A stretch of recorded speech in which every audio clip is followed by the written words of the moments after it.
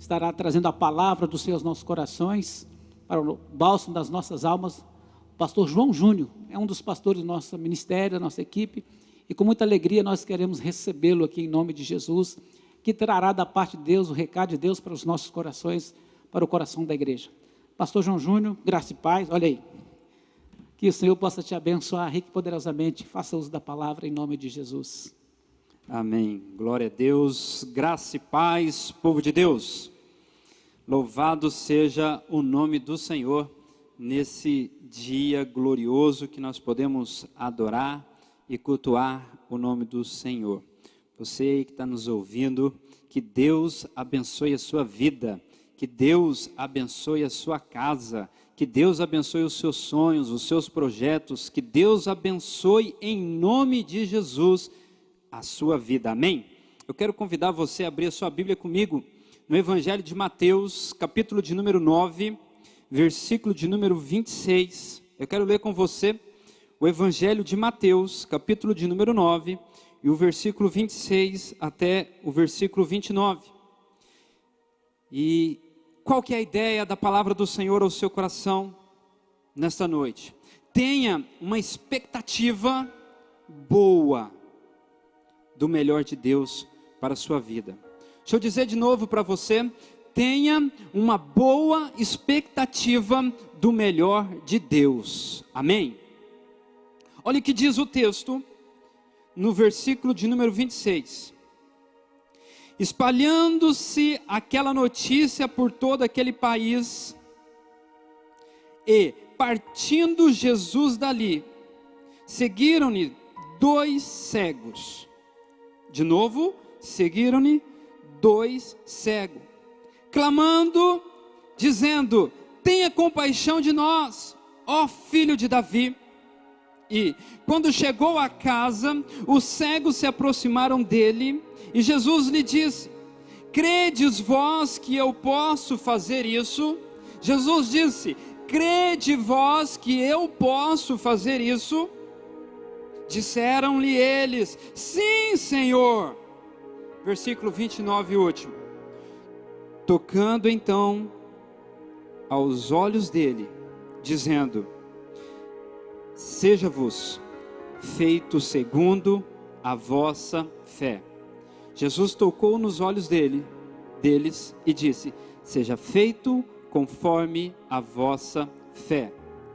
Eu quero orar com você nesse instante. Pai, obrigado pela liberdade que o Senhor nos dá de lermos a Tua palavra. Ó Deus, que em nome de Jesus, todos aqueles que nos ouvem nesta hora, ó Pai, que estão em suas casas, que estão em outros lugares, porque não podemos ainda estar reunidos aqui no prédio, mas estamos reunidos em um só Espírito, em uma só palavra. Estamos reunidos debaixo do poder do Teu Espírito. Que esse Espírito Santo do Senhor tome agora a palavra ao nosso coração e faça, ó Pai, a Tua vontade sobre as nossas vidas. Que a Tua palavra faça, ó Deus, cumprir as verdades sobre a nossa vida. Em nome de Jesus. Amém. Amados, quando nós olhamos para o Evangelho de Mateus, especificamente no capítulo 9, nós podemos observar algumas coisas antes desse texto que nós lemos.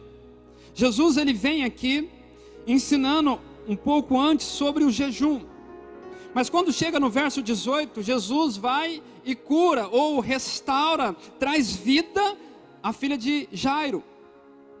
Logo depois disso, Jesus cura a mulher que há 12 anos vivia de uma enfermidade terrível sobre a vida dela, a qual lhe tirava a alegria, a qual lhe tirava o brilho no olhar.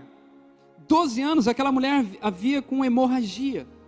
Jesus então a cura. E o verso de número 26 diz que esses acontecimentos virou notícia por todo o país. Aí eu te pergunto, o que tem sido notícia sobre a nossa vida?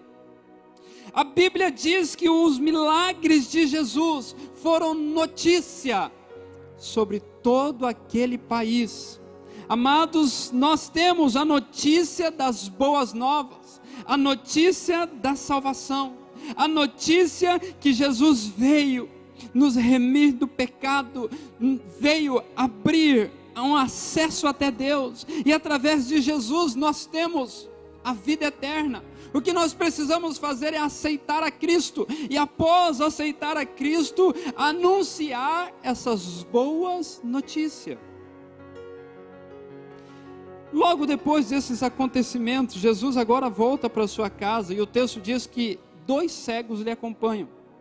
Quando Jesus chega em casa, esses cegos na sua caminhada, que vem acompanhando Jesus ali, Jesus não para naquele primeiro momento, mas quando Jesus chega em casa, ao ouvir o clamor destes cegos, que dizia: Jesus, filho de Davi, tenha compaixão de mim, Jesus faz uma pergunta no verso 28 e dá uma afirmação no versículo 29. O versículo 28, Jesus fala assim: vocês creem que eu posso fazer isso? Resumindo em miúdos, Jesus pergunta: vocês creem que eu tenho poder para curar, eu tenho poder para transformar, que eu tenho poder de trazer vista aos cegos? E eles foram unânimes dizendo: sim, Senhor, nós cremos. E no versículo 29 nós lemos que Jesus diz: seja feito conforme a vossa fé. E aqui eu entro dentro da palavra nesta noite. Nós precisamos ter uma expectativa no melhor de Deus. Nós temos que crer que Deus tem o melhor para nossas vidas. Nós temos que crer que Deus tem o melhor para cada um de nós. Que Deus tem o melhor para a igreja dele, que Deus tem o melhor para a sua família, que Deus tem o melhor para a sua vida. Existe chamado uma lei da expectativa, que basicamente, resumindo, ela diz que nós vivemos aquilo que esperamos, né? Aquilo que nós vivemos são expectativas que nós temos da vida. Nós tendemos a ver aquilo que queremos ver. Nós sentimos aquilo que esperamos sentir. Nós agimos de acordo às expectativas que nós temos da vida. Por vezes nós somos levados a seguir a vida, ou alcançar aquilo que esperamos da vida, nas expectativas que nós criamos. E aí eu te pergunto, nesses dias, qual a expectativa que você tem tido? Você tem tido uma expectativa em Deus? Provérbios capítulo de número 23, versículo 7, a parte A do versículo diz assim: porque como imagina na alma, assim ele é. Observe, como imagina em sua alma, assim é. Qual é a expectativa que você tem tido? Existem 2 maneiras de nós vivermos a vida que Deus nos deu. Uma delas é viver com medo. Você pode viver com medo, ou você pode viver movido pela fé. O medo leva a um pessimismo, a fé por sua vez leva a um otimismo. Você pode viver olhando para a vida, olhando para um copo sempre meio cheio, ou como você pode viver olhando para o copo sempre meio vazio. Agora, existem alguns exemplos bíblicos sobre viver com medo e viver pela fé. Um dos exemplos que nós temos é de Jó. Lá em Jó, capítulo de número 3, versículo de número 25, o texto diz que aquilo que temo veio sobre mim. Ele diz: mas o que receio me aconteceu. Quando nós olhamos lá para o começo do livro de Jó, no capítulo 1, Jó, ele levantava sacrifícios ao Senhor, se por acaso os filhos dele estivessem em pecado. A vida de Jó, numa boa parte, era baseada no medo. Quando nós olhamos para a vida de Paulo, um homem cheio do Espírito, um homem que vivia uma fé otimista, lá em Filipenses, no capítulo 1, do versículo 12 em diante, Paulo vem narrando as suas prisões, mas quando chega no verso 20, Filipenses 1, 20, ele diz assim: segundo a minha ardente expectativa. Observe, segundo a minha ardente expectativa e esperança, que em nada sereis envergonhado.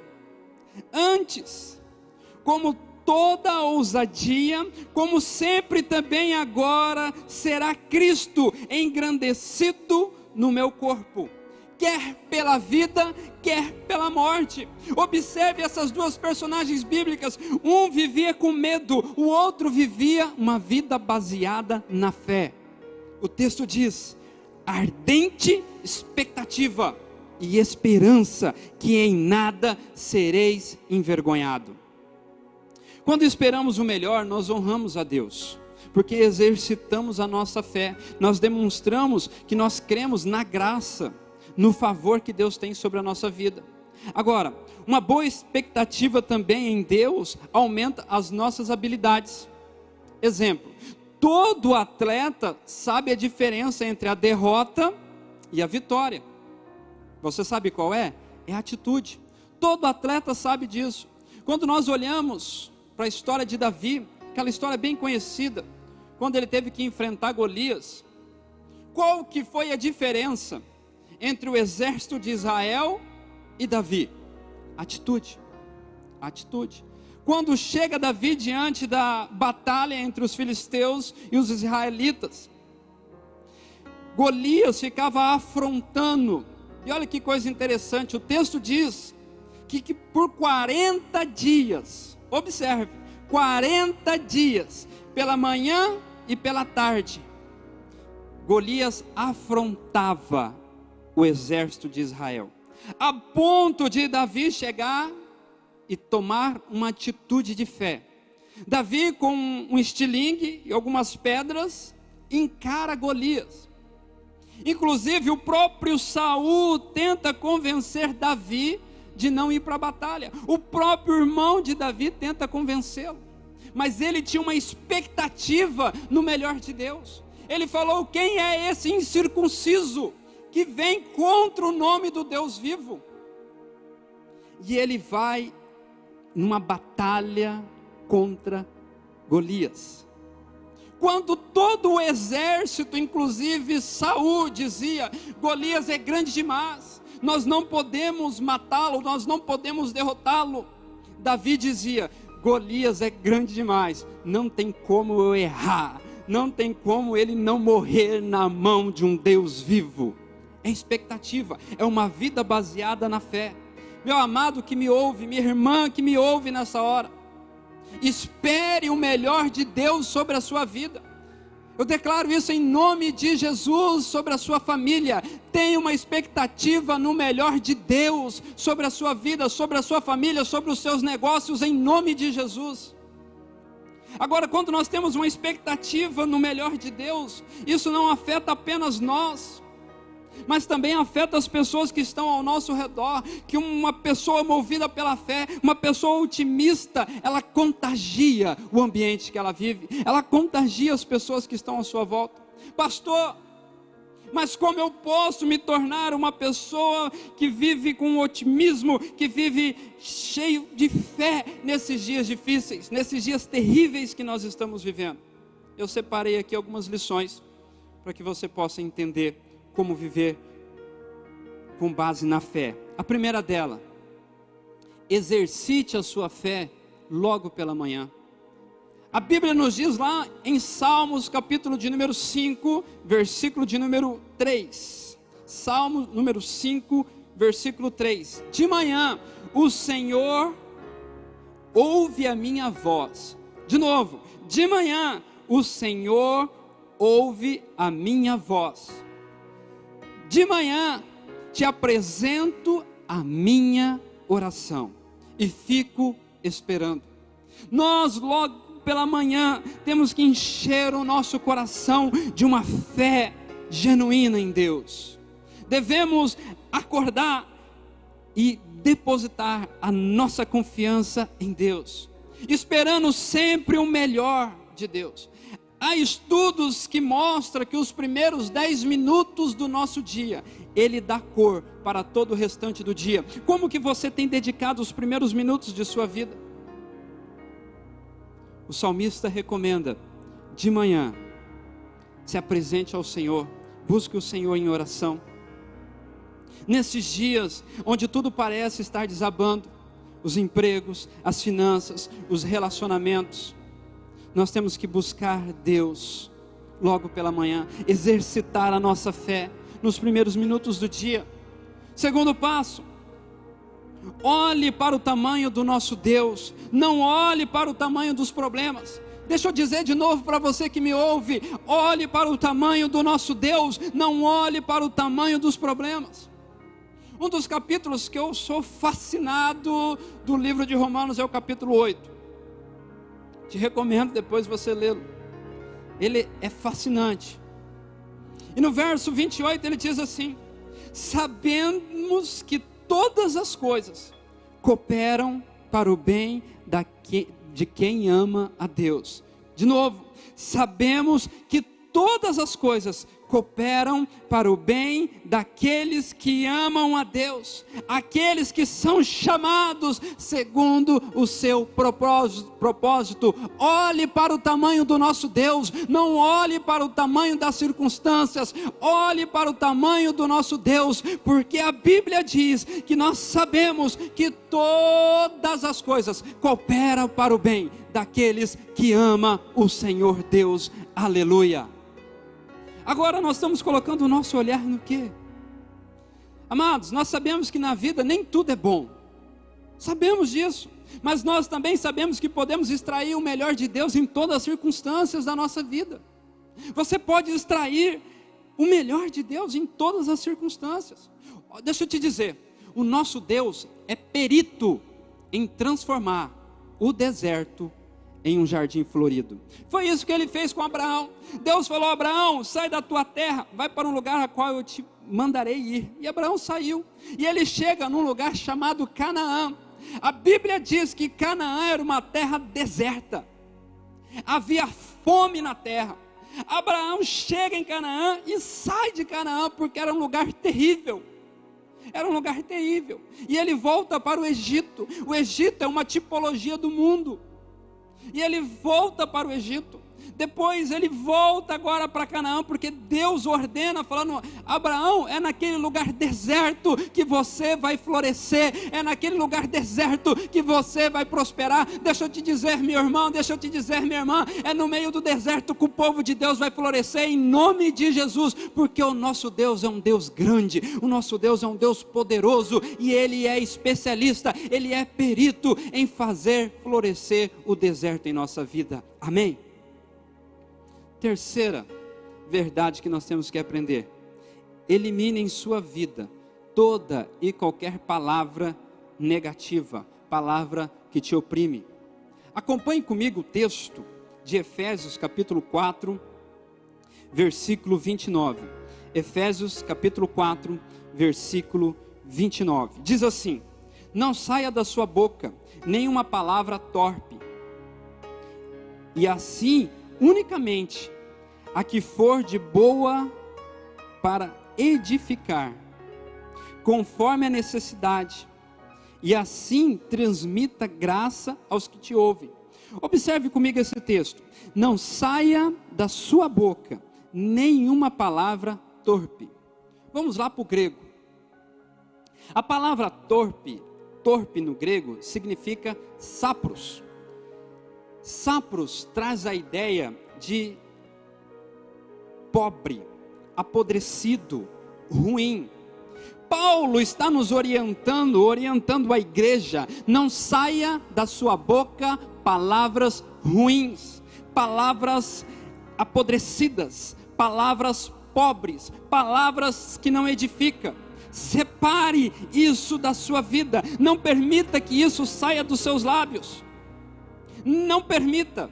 Tiago, capítulo de número 3, versículo de número 5, vai nos orientar dizendo que a nossa língua, olha o que diz o texto: assim também a língua, pequeno órgão, se gaba de grandes coisas, vede como uma fagulha põe em brasa tão grande selva. Quando nós olhamos lá para Provérbios capítulo 18, verso 21, a palavra de Deus disse: a vida e a morte está no poder da palavra, está no poder da língua, daquilo que você fala. Quando nós olhamos um versículo antes ali, de Tiago, capítulo 3, você vai ver que Tiago está falando assim, que a língua é comparada a um leme de um navio. O leme é pequeno, mas ele direciona um grande navio. Assim é a língua do homem, assim é a língua da mulher de Deus. É pequeno, mas dá a direção para a vida. Então, meu irmão, minha irmã, pare de falar, pare de se concentrar em coisas ruins, em tragédias, em falências, em divórcios. Não coloque sobre a sua boca palavras de podridão, palavras ruins, palavras que te levam à amargura, palavras torpes. Pelo contrário, comece a confessar a palavra de Deus, palavras que edifiquem. Confesse a poderosa palavra de Deus sobre a sua vida, declare as verdades da palavra de Deus sobre a sua vida, palavras que vão edificar a sua vida, palavras que vão edificar a sua família, palavras que vão edificar os seus negócios. Tire da sua vida palavras que não edificam, palavras que te deprimem, palavras que não enriquece em nada a sua vida. Confesse a palavra de Deus. Quarto, verdade que nós temos que aprender para viver uma vida de fé, uma vida de otimismo nesses tempos. Converse e ande com pessoas que têm uma visão boa do futuro, que têm a visão de Deus. Observe comigo o que a Bíblia diz lá em 1 Coríntios capítulo 15, versículo de número 33. Não vos enganeis, não vos enganeis, as más conversações corrompem os bons costumes. Não vos engane, as más conversas te corrompem, não faz com que você cresça, impede por vezes o seu crescimento. É muito importante nesses tempos difíceis que estamos vivendo, conversarmos com pessoas cheios de convicção, cheios de fé, de esperança, pessoas que querem fazer com que você comece a voar alto, pessoas que querem fazer com que você cresça em fé, que você cresça em família, que você cresça em negócios. Imagine só comigo, se um filhotinho de águia, todos nós sabemos que a águia é um dos animais que voam alto, mas observe que se um filhotinho de águia tentar aprender com uma galinha, qual será o nível de voo dele? Provavelmente terá dificuldades. Essa analogia serve para este momento. Cuidado em quem você tem ouvido, cuidado com as suas conversas, com quem você tem deixado ministrar sobre a sua vida. Cuidado, comece a ouvir pessoas que querem fazer você crescer, pessoas que têm visão do futuro, não pessoas fatalistas, não pessoas que querem te diminuir ou querem impedir o seu crescimento. Você é contagiado pelas pessoas que você conversa e convive. Vou repetir, você é contagiado pelas pessoas com que você conversa e convive.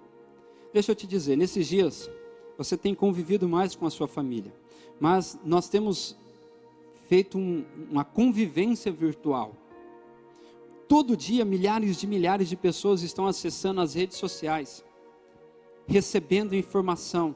Deixa eu te dizer, meu irmão, minha irmã, cuidado com as pessoas que têm ministrado em sua vida. Pastor, mas eu só ouço pastores, homens e mulheres de Deus. Eu não estou dizendo isso. Cuidado com aqueles que têm falado ao seu coração, que têm ministrado na sua família. Comece a conversar, comece a andar, comece a ouvir pessoas que têm visão de Deus para o futuro, pessoas que querem fazer você crescer. Quando tudo parece que está fora do controle, o que você precisa fazer é esse último ponto que eu separei para nós meditarmos nessa noite. É entregar os seus problemas e a sua vida ao Senhor. A palavra de Deus nos diz lá em 1 Pedro, capítulo de número 5, versículo de número 7. ele diz assim: lança sobre ele toda a vossa ansiedade. Deixa eu ler de novo para você. Lance sobre ele toda a vossa ansiedade, porque ele tem cuidado de vós. Meu irmão, minha irmã, meu amigo que está me ouvindo nessa noite, lance sobre Jesus toda a sua ansiedade. Deus tem cuidado de você. Deus tem cuidado de nós e não irá de forma alguma nos desamparar no dia da angústia, no dia da tribulação. Quando tudo parece sair fora do nosso controle, o que devemos fazer é entregar aos cuidados de Deus. Entregue seus problemas ao Senhor. Entregue as suas lutas, as suas ansiedades a Deus. Eu quero te fazer um desafio nesta hora. Entregue a sua vida a Deus. Se você ainda não confessou a Jesus Cristo como único Senhor, suficiente Salvador da sua vida, esta é a hora, este é o dia oportuno. Você pode fazer isso hoje, aí, onde você está, no seu escritório, na sua sala, onde você está me ouvindo. Você pode entregar a sua vida hoje a Jesus. Você pode entregar a sua vida, os seus problemas, a sua família hoje a Jesus. Antes de orar com você, qual a expectativa que você tem do futuro? Tanto do futuro terreno como do futuro eterno. A Bíblia fala que o cristão tem uma expectativa chamada bendita esperança.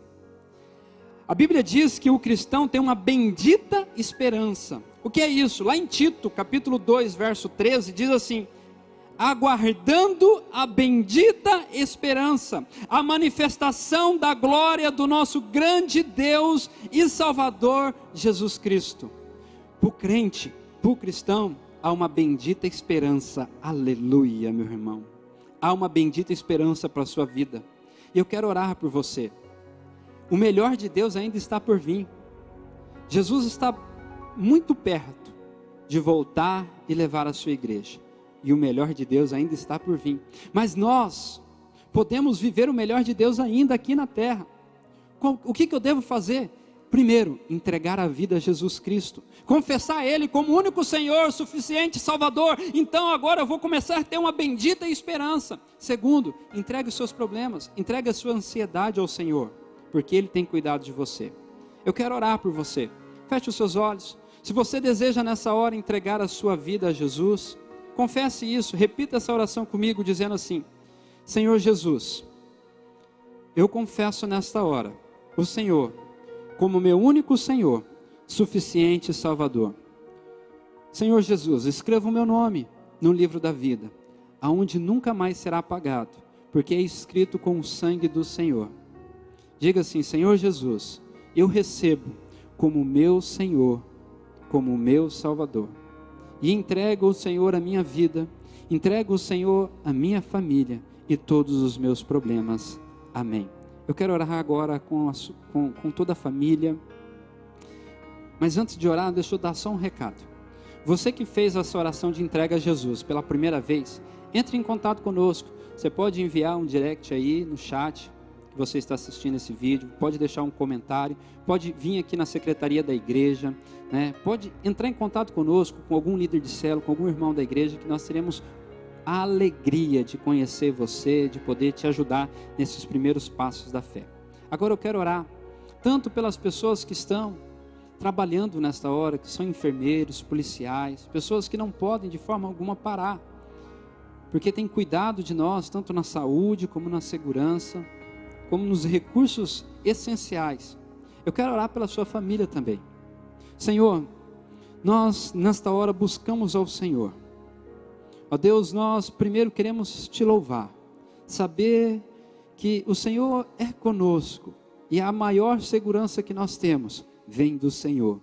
Somos gratos ao Senhor por isso, ó Pai, porque o Senhor não tem nos desamparado nem um minuto sequer. Nós te louvamos por isso. Muito obrigado, ó Pai.